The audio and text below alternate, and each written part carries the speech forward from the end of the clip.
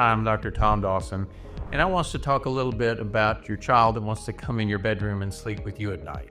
Most families will have one or more of their children at some point in their childhood, usually between 2 and 4, where they're going to decide they'd rather sleep in your bedroom than theirs. And while there's no medical contraindication of that, and it's not evil, certainly there are cultures where the entire family sleeps in the same bed until they're 40, and they're not particularly more screwed up than we are in our country. So it's really a matter of personal preference. Now, if you would prefer that your child sleep in their own room, that's where we have a little bit of a problem, because this is a classic power struggle, and it will continue until you can convince them that you're willing to win. So the first rule of keeping them in their room is that you can't keep them in their bed. So don't waste your time trying. There's no way to keep them from getting out of their bed, but you can keep them in their room. So we'll direct most of our attention towards that. If that's too difficult emotionally, which I get it, for some folks it will be, there is a compromise. The compromise is that when they come into your bedroom, you walk them back to their bedroom, and then you spend the rest of the night in their bedroom. The theory there is that eventually it will be easier to remove you from their bedroom than it is to remove them from your bedroom. But if you are willing, then if it goes beyond what verbal commands will accomplish, the first thing we usually do is try to be a gate across their door. If that doesn't work, sometimes we have to close the door because they'd like for it to be open so they can feel like they're closer to you. In some cases, we even have to latch the door for a day or two, but that's probably a little too extreme of advice for the internet, so let's ignore that last part. But those are the first couple of strategies. Sometimes one of the easiest solutions is to let them sleep in the room with their sibling. 90% of the time, if we put siblings in the same room, it solves all of their sleep problems. And parents are frequently concerned, well, I'm worried that this is going to keep my other child awake.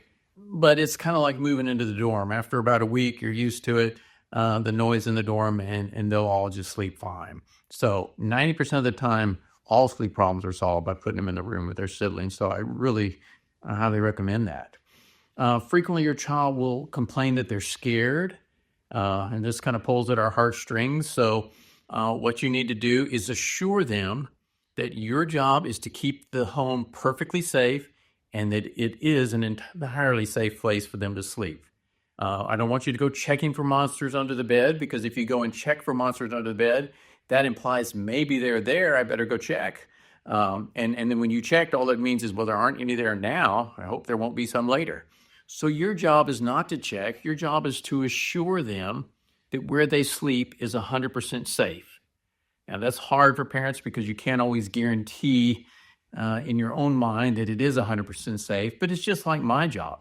If you bring your child in and you're concerned that your child has cancer, I have to tell you with my knowledge and education and experience that your child does not have cancer. Now, that's hard for me to say because I know I can't guarantee anything 100%, but that's my job. If I say, well, it's probably not, try not to worry about it, that's not good enough. So likewise, your job as a parent is to assure them 100% that their room and their place that they sleep is a safe place. So let's do that. I know it all seems a little cruel, and I remember it used to break my heart when my son went through this phase. And when we finally got him to stay in his room, he would sleep with his head in the doorway because that was the closest spot from his room to our room.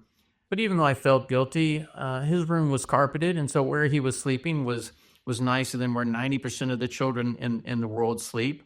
And the man could walk, and he had a bed that was perfectly comfortable about 3 feet away.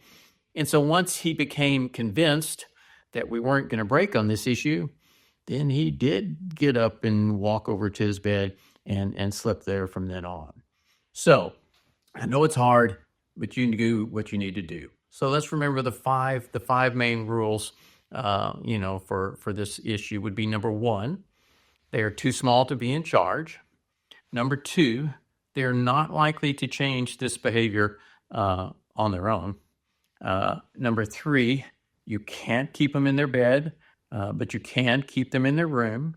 Number 4, It is your job to assure them that the place where they sleep is totally safe. And number 5, and perhaps the most important, is one of the greatest gifts that you can give to a child is a well-rested parent. So that's your job.